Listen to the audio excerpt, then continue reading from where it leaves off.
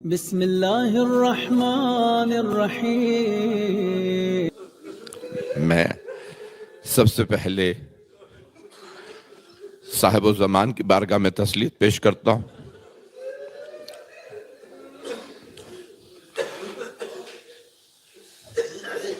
اس کے بعد تمام مراجع الزام، مرحوم حضرت آقا کے خانوادے کو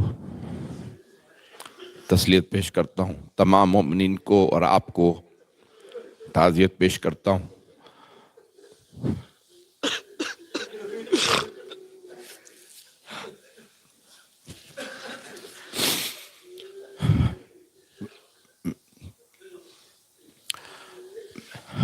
میں کوشش کروں گا کہ اپنے آپ کو سنبھال کے چند باتیں پیش کر سکوں۔ اس وقت پوری دنیا میں ایک شدید غم کے ساتھ ساتھ قوم و ملت کے اندر بے انتہا غم و غصہ ہے کہ یہ ہوا کیسے، کیا ہوا۔ میں ان چیزوں میں نہیں جانا چاہتا، ابھی بے انتہا رپورٹس آ رہی ہیں، اس کے بعد پھر باتیں روشن ہوں گی۔ لیکن سب سے بڑی بات یہ ہے، جو میں چند باتیں کہنا چاہتا ہوں ان کو غور سے سنیے گا۔ میں چاہتا ہوں کہ قوم و ملت کے اندر اس وقت نا امیدی نہ پھیلے۔ ہم کربلا کے بعد بھی کبھی نا امید نہیں ہوئے۔ ہمارے نزدیک سب سے بڑی شہادت، سب سے بڑا جو المیہ تھا وہ کربلا، لیکن ہم کربلا کے بعد بھی نا امید نہیں ہوئے۔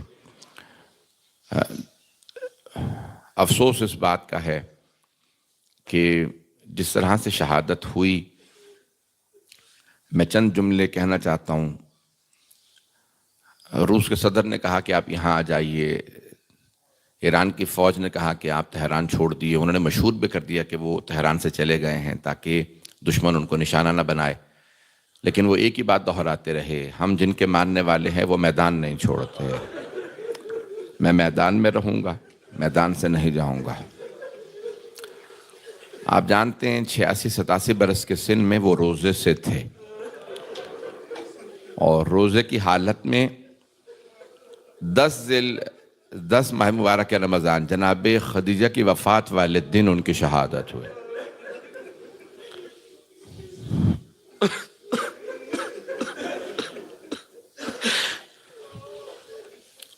اور ہم یقین سے کہہ سکتے ہیں کہ ہمارے رہبر نے میدان نہیں چھوڑا، میدان میں رہے، اور اپنی آخری حالت تک اپنے جب بتا بھی دیا گیا تھا کہ حالات خراب ہیں اور بار بار میدان چھوڑ کر کے نہیں جاؤں گا۔ عزیزان گرامی، اہل بیت کے جو غلام ہیں وہ ایسے ہی ہوتے ہیں۔ کبھی ایسا نہیں ہوتا کہ کوئی اہل بیت کا ماننے والا میدان سے نکل جائے۔ آج ساری دنیا گواہی دے رہی ہے، کربلا والوں کا راستہ معلوم ہو گیا۔ حضرت عباس ابن علی علیہ السلام کو کتنی مرتبہ شمر پیغام لے کے آیا تھا، عباس آپ کو ہم امان دے دیں گے، تو کہا ساری فوج ایک طرف ہو جائے، میں اپنے مولا کو نہیں چھوڑوں گا، میں پوری فوج کا مقابلہ کروں گا۔ تو عزیزان گرامی، جو قابل توجہ اور قابل غور بات ہے کہ روزے کی حالت ہو اور میدان میں رہنا، اور جس طرح سے میں جانتا ہوں اس وقت میں خود پڑھ نہیں پا رہا ہوں، میں یقین مانے پوری رات نہیں سویا ہوں، دن میں بھی سو نہیں پا رہا تھا، بس یعنی ایک کیفیت عجیب و غریب تھی پچھلے چند دن سے، بلکہ کل جو برادران ساتھ تھے وہ اس بات کا احساس کر رہے تھے کہ جو میں بہت زیادہ تلخ اور سخت باتیں کر رہا تھا، جیسے دل اندر سے بے انتہا رنجیدہ تھا، جیسے کسی بری خبر کے آنے کے لیے ذہن اور دل تیار ہو رہا تھا۔ میں پڑھ نہیں پا رہا ہوں، مجھ سے بات نہیں کی جائے گی، میں بڑی کوشش کر رہا ہوں کنٹرول کروں تاکہ میں بات کر سکوں۔ محسوس یہ ہو رہا جیسے قوم دوبارہ یتیم ہو گئی ہے۔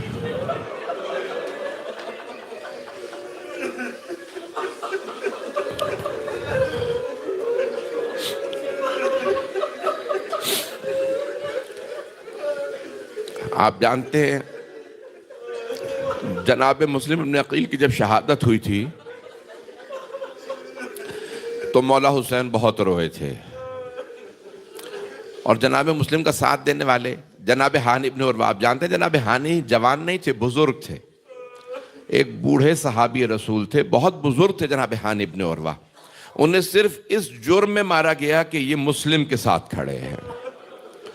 جناب ہانی ابن عروہ کو اس لیے شہید کیا گیا، یہ مسلم کے ساتھ ہیں. اگر آپ دیکھیں کوفے کے وہ تمام شیعہ جنہیں بے دردی سے عبید اللہ ابن زیاد نے مارا، شہید کیا، صرف اس جرم میں کہ مسلم کے ساتھ. اور جناب مسلم بن عقیل نے جس طرح سے، بعض اوقات انسان تعجب کرتا ہے کہ ہر دور میں وہی کردار آتے رہتے ہیں، بعض اوقات ساتھ چلنے والے نہ جانے کس کے ساتھ ہوں، اور کتنی شہادتیں ہوئی ہیں. ابھی تک ایران کھل کے اعلان نہیں کر رہا کہ ان کے پاس کتنے افراد موجود تھے، تاکہ لوگ دل برداشتہ نہ ہوں. پورے کل شہادت ہو چکی تھی، صبح ہی شہادت ہو گئی تھی، لیکن انہوں نے اعلان نہیں کیا تاکہ لوگ نا امیدی کا شکار نہ ہو جائیں. رات پوری گزاری، اور پھر ابھی بھی چند کمانڈرز کا، چند جرنیلوں کا اعلان کیا گیا ہے، جبکہ خبر یہ آ رہی ہے کہ متعدد کمانڈر شہید کر دیے گئے. لیکن میں جو جملہ کہنا چاہتا ہوں کہ حضرت مسلم نقیل کی جب شہادت کی خبر آئی تو مولا عباس علیہ السلام نے سوال کیا، مولا اتنا غمگین چہرہ، اتنے آنسو، کہ عباس کوفے سے بری خبر آئی ہے. تو جناب عباس علیہ السلام سمجھتے تھے امام حسین علیہ السلام کی نفسیات کو. لیکن جس دور سے گزر ہے نا، یہ میرا جو عنوان تھا بالکل اس کے عین مطابق میں ہر بات، کہ قرآن اور امام زمان. آپ تاریخ اٹھاتے جائیے، قرآن پڑھتے جائیے، آپ کو وہی دوبارہ بار بار نظر آئیں گے کردار، وہی افراد نظر آئیں گے کہ جو بعض اوقات خیانت بھی کرتے ہیں، کوئی ساتھ دینے والا بھی ہوتا ہے، کوئی جان دینے والا بھی ہوتا ہے. میں یقین مانے بہت سوچ کے آیا تھا مطالب ان کی زندگی کے. 1939 میں پیدا ہوئے. میں 5-10 منٹ کوشش کروں گا کہ اپنے آپ کو قابو کر کے زندگی پیش کروں. ان کے والد مرحوم سید آیت اللہ سید جواد خامنائی، جواد حسینی خامنائی، جو بہت بڑے ایران کے عالم دین تھے، مشہد مقدس میں رہتے تھے، حوزہ علمیہ مشہد مقدس میں. ان کی والدہ ایک علمی گھرانے سے تھیں اور بہت مذہبی گھرانے سے تھیں اس وقت 9 میں.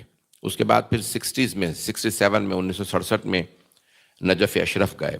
ابتدائی دور سے ہی عالم دین تھے، اپنے والد سے پڑھتے تھے. ان کے بڑے بھائی، چھوٹے بھائی سب عالم دین تھے. سید محمد خامنائی بھی ان کا نام والدین نے علی رکھا، اور شاید اس نام کا اثر تھا کہ اتنی بہادری تھی. اور پھر نسلاً حسینی تھے، امام حسین کی نسل سے تھے. خون کا اثر تھا کہ میدان میں ڈٹے رہے، کہ اہل بیت علیہ السلام کے خون کا اثر یہی ہوتا ہے کہ پھر انسان اس میدان کو کبھی نہیں چھوڑتا. تو والد کے پاس پڑھتے رہے، کئی برس مشہد مقدس میں پڑھے. اپنے والد سے بار بار کہتے تھے مجھے پڑھنے کے لیے نجف جانا ہے. اس زمانے میں نجف اپنے عروج پہ تھا، آب و تاب پہ تھا. تو بار بار اپنے والد سے کہتے مجھے نجف جانا ہے. تو ان کے والد ایک ہی بات کہتے تھے کہ نہیں، میں نہیں چاہتا کہ تم کہیں اور جاؤ، میں چاہتا ہوں میری آنکھوں کے سامنے رہو. آپ جانتے ہیں نا، ہر باپ چاہتا ہے. مولا حسین علیہ السلام کو جناب علی اکبر سے بہت محبت تھی، اور اگر بیٹا خوبصورت بھی ہو، تابعدار بھی ہو، عالم بھی ہو، بتقوی بھی ہو، تو باپ چاہتا ہے بیٹا آنکھوں کے سامنے رہے. تو جب پڑھنے کے لیے گئے 60s میں نجف اشرف، تو 1 سال 1.5 سال وہاں پہ آغا حکیم، آغا خوئی، آغا حسین حلی، بڑے بڑے جید علماء کے پاس تعلیم حاصل کرنے کے بعد والد کو خط لکھا 1.5 برس بعد کہ میں نے یہاں پہ کتاب کا ترجمہ بھی کیا ہے، میں بہت دل لگا کے پڑھ رہا ہوں، اگر آپ مجھے اجازت دے دیں میں یہیں رک جاؤں. آغا سید مرتضی علیہ یاسین کی کتاب کا ترجمہ کیا، صلح حسن، امام حسن کی صلح کا جواب، کہ بہت سے لوگ کہتے ہیں مولا حسن کی صلح جو ہے وہ بیعت تھی، اس کا جواب انہوں نے لکھا تھا آغا علی یاسین نے، اس کا ترجمہ کیا فارسی میں. بلکہ خود کہتے تھے کہ میں جب نجف پہنچا تو میں کہتا تھا اس موضوع پہ میں بہت تحقیق کرنے کے بعد بہترین کتاب لکھوں گا. تو کہا اس کے لیے میں مختلف کتابیں پڑھ رہا تھا، اچانک جب ان کی کتاب کو پڑھا تو کہا اس سے بہتر میں نہیں لکھ سکتا، میں نے اس کا ترجمہ کیا فارسی میں. یہ ہوتا ہے انسان کا علم معیار، کہ انسان نے خیانت نہیں کی کہ اپنے نام سے لکھتے، بلکہ انہی کی کتاب کا فارسی میں ترجمہ کیا. والد تو خط لکھا کہ میں یہیں رکنا چاہتا ہوں، میں نجف میں رہنا چاہتا ہوں، مجھے اجازت دے دیجیے. ان کے والد نے کہا پہلی فرصت میں فوراً واپس آ جائیں، آپ مشہد مقدس میں تعلیم جاری رکھیں. واپس آئے، تعلیم کو جاری رکھا. ان سے کسی نے سوال کیا زندگی میں اتنی کامیابیاں کیسے نصیب ہوئیں؟ بچوں اور نوجوانوں کے لیے جملہ پیش کر رہا ہوں. مرحوم حضرت آیت اللہ خامنہ سے سوال کیا گیا تھا آپ کی زندگی میں کامیابی کا سب سے بڑا راز کیا ہے؟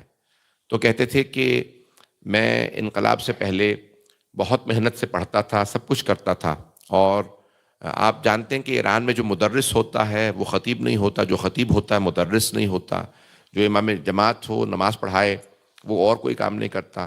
تو کہا میں مشہد مقدس میں بہت بڑی مسجد کا پیش نماز بھی تھا اور مدرسے میں پرنسپل تھا، پڑھاتا بھی تھا، ادبیات، منطق، فقہ تمام کتابیں پڑھاتا تھا اور سب سے مشہور خطیب تھے مشہد مقدس کے۔ ایران میں فضائل پڑھنے والا جو خطیب ہوتا ہے وہ مصائب نہیں پڑھتا، جو مصائب پڑھتا ہے وہ فضائل نہیں۔ اگر آپ خامنہ کی تقریروں کو سنیں تو بہترین فضائل بھی پڑھتے تھے، بہترین مصائب پڑھتے تھے۔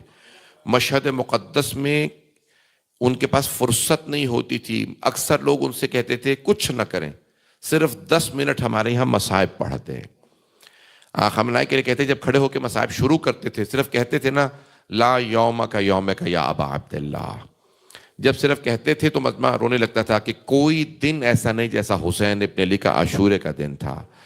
بس یہ جملہ کہتے تھے اور مجمع رونے لگتا تھا۔ تو مصائب پڑھتے تھے۔ جو کہتے ہیں کہ میں خطیب بھی، سب کچھ تھا، ترجمہ بھی کرتا، کتابیں بھی لکھتا، خطیب بھی تھا، سیاسی پارٹی کا ہیڈ بھی تھا، مدرس بھی تھا، پیش نماز، سب کچھ تھا میرے پاس۔ شادی ہو چکی تھی میرے، اس وقت 4 بچے بھی تھے، 4 بیٹے اور 2 بیٹیوں کے والد تھے۔ تو کہا میرے بچے بھی تھے اس وقت کہ اچانک میرے والد کو فالج ہو گیا۔ میں نے اپنے بھائیوں سے کہا میں مصروف ہوں، جو کچھ مالی معاونت چاہیے ہوگی، مالی امداد چاہیے ہوگی میں دوں گا، صرف والد کی دیکھ بھال کرو، صبح و شام والد کی خدمت میں رہو۔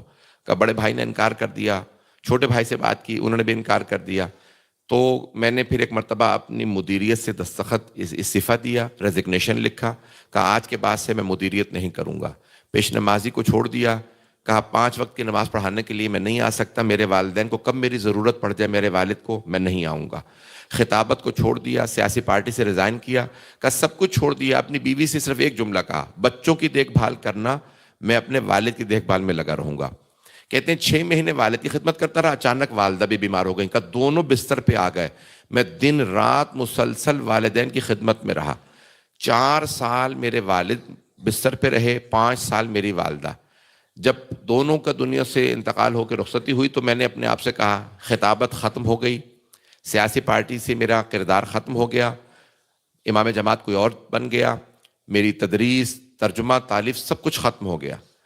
کہا اب میں تمام نوجوانوں سے کہنا چاہتا ہوں کہ جتنا کچھ اللہ نے مجھے میری والدین کی خدمت سے پہلے دیا تھا وہ میری خدمت کا نتیجہ تھا، اور اللہ نے میرے والدین کی خدمت کے نتیجے میں مجھے وہ کچھ دیا جو میں کبھی سوچ بھی نہیں سکتا تھا۔ میں نے اپنے والدین کو کبھی ایک لحظہ انتظار نہیں کرنے دیا، دن رات ان کی خدمت میں کھڑا رہتا تھا، دیکھتا رہتا تھا چہروں کو کہ بول نہیں پاتے، کہیں کو پیاس تو نہیں لگی، کہیں ان کو لباس بدلانے کی ضرورت تو نہیں ہے۔ کہ میرے بوڑھے والدین تھے، میں نے 4 ساڑھے 4 سال اپنے والد کی، 5 سال اپنی والدہ کی مسلسل خدمت کی۔ کیا قسم کھا کے کہتا ہوں کہ جو کچھ مجھے اس سے پہلے خطابت، تدریس، قلم، سیاست، جو کچھ اللہ نے دیا تھا وہ میری محنت سے تھا، لیکن جب میں نے اپنے والدین کی خدمت کی اس کے بعد جو کچھ مجھے ملا وہ اس خدمت کا نتیجہ ہے۔ میری زندگی میں جو کچھ اللہ نے مجھے دیا، میں ان مقامات کا جن کا سوچ بھی نہیں سکتا تھا، جو میں حاصل کرنے کی کبھی آرزو بھی نہیں رکھتا تھا، اللہ نے مجھے وہ مقامات دیے۔ سب سے پہلے مجھے دعوت دی گئی تہران آئیے، امام جمعہ تہران کا لگایا گیا۔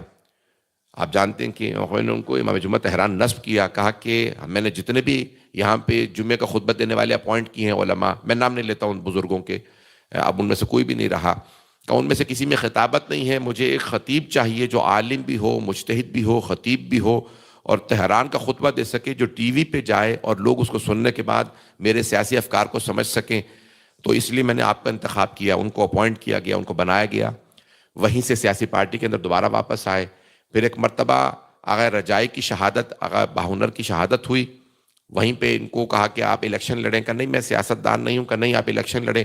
الیکشن لڑا، صدر منتخب ہوئے، اور صدر بننے کے بعد 8 سال جو ہے صدر رہے کہ رہبر کبیر انقلاب کا انتقال ہوا، اور پھر 89 میں ان کو رہبر کا درجہ دیا گیا اور ایران کا ولی فقیہ بنایا گیا 89 میں، 1989 میں۔ اور تب سے لے کے اب تک اپنی شہادت تک مسلسل انہوں نے سیاسی لحاظ سے، فوجی لحاظ سے، اقتصادی لحاظ سے، جتنے سینکشن سے، میں قسم کھا کے کہتا ہوں جتنے سینکشنز اور پابندیاں ایران پہ تھیں، اگر برطانیہ، فرانس، اٹلی، اسپین، جرمنی کسی ملک پہ ہوتی تو وہ چند برسوں میں تباہ ہو جاتے۔ 37 سال پابندیوں میں ایران کو سربلندی کے ساتھ آگے بڑھانا اور بینک کرپٹ نہ ہونے دینا، نہ کولیپس ہونے دیا، نہ سیاسی لحاظ سے نہ اقتصادی لحاظ سے۔ اور کہتے تھے کہ جب بھی میں زیادہ پریشان ہوتا ہوں، اگر میرے بھائی میرے بچے اس بات کو سن لیں تو آقا آپ کیا کرتے ہیں کہ جب زیادہ پریشان ہوتا ہوں تو میں مسجد جمکران چلا جاتا ہوں، اور میں بار امام سے کہتا ہوں مولا جو میرے پاس عزت ہے وہ آپ کی دی ہوئی ہے، جو آج میرا نام ہے وہ آپ کی وجہ سے ہے، میری عزت کو نہ جانے دیجیے گا، میں جس طرح سے رہوں، میں میدان میں کھڑا رہوں۔ آپ سے منسوب ہو، لوگ کہتے ہیں یہ مہدی کا غلام ہے، یہ نائب ہے، لوگ جو کچھ مجھے کہتے ہیں میں جانتا ہوں میں کچھ نہیں، بار بار ایک ہی بات دہراتے تھے، مولا میں آپ کا غلام ہوں، میری آبرو رکھ لیجئے۔ آج امام زمانہ نے وہ آبرو دی، پوری دنیا کہتی ہے سلام خامنائی پہ۔ آئیں میں چند جملے اگر مصاحب کے پڑھ پایا تو پڑھوں گا۔ آپ جانتے ہیں کہ اس وقت پورے ایران میں کروڑوں افراد سڑکوں پہ نکل آئے ہیں، لاکھوں نہیں کروڑوں افراد سڑکوں پہ ہیں، اور جب فجر کے بعد اعلان ہوا تھا صبح تو لوگ سر پیٹ رہے تھے، ماتم کر رہے تھے۔ میں کہتا ہوں کہ اگر یہی قوم کربلا میں ہوتی، ممکن ہی نہیں تھا کہ حسین ابن علی کو کہنا پڑتا حل من ناصر ینصرنا۔